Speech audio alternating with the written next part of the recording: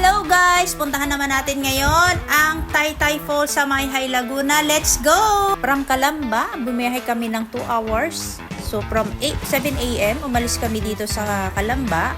Dumating kami sa Mayhay ng 9 a.m. And in-enjoy namin ang aming biyahe. Super smooth naman ang biyahe namin kasi walang traffic. Kaya yan, yung aking mga kasama sa likod, tulog. No? Tulog sila habang nasa biyahe kami. And syempre, hindi rin ako nagpahuli. Natulog din ako sa biyahe. Kaya ito ang bumungad sa akin pagkagising ko. Napakagandang tanawin. Alam mo yung tatatanaw ko talaga dito yung bundok Banahaw. Napakaganda niyan.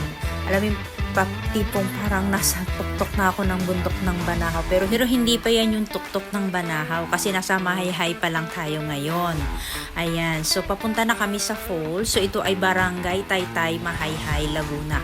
So, ito yung bumungad sa amin, no? So, ito yung Taytay Falls na, alam mo yun, na sobrang nakaka-enjoy, sobrang lamig ng tubig. Ang tubig dito, no? Imaginein mo na lang na parang galing sa ref, no? Parang galing sa fridge, no? Na parang naliligo ka talaga. Nasa loob ka ng refrigerator. Pero yun nga, syempre, no? Sobrang init. Sarap na sarap ako sa pagligo dito. Pero yun nga lang, hindi rin ako marunong lumangoy. Kaya umahawa ko kay kuya. So, dahil holiday nga, so expect mo na ganito kadami yung tao. No, doon sa papunta pa lang at pauwi pa lang. Actually, ito yung pauwi pa lang. Pero nung papunta pa lang kami dito sa falls, so ganito na rin kadami talaga yung tao. May umaalis, may dumarating. Sobrang dami talagang tao niyan.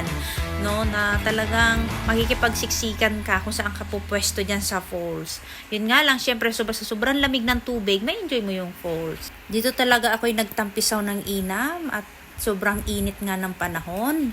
No, parang batang nakaligaw laang talaga sa sa hawla, pero sobrang sarap. Yun nga, sobrang daming tao, pero okay naman talaga yung yung tubig niya at saka yung lugar, no, kung walang masyadong tao.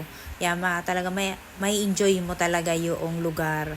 And syempre yung lamig ng tubig. Yan. Kaya kung ikaw may plano ka na pumunta halimbawa dito sa Taytay Falls, taonin mo na lang na hindi holiday para masolo mo yung lugar na napakaganda.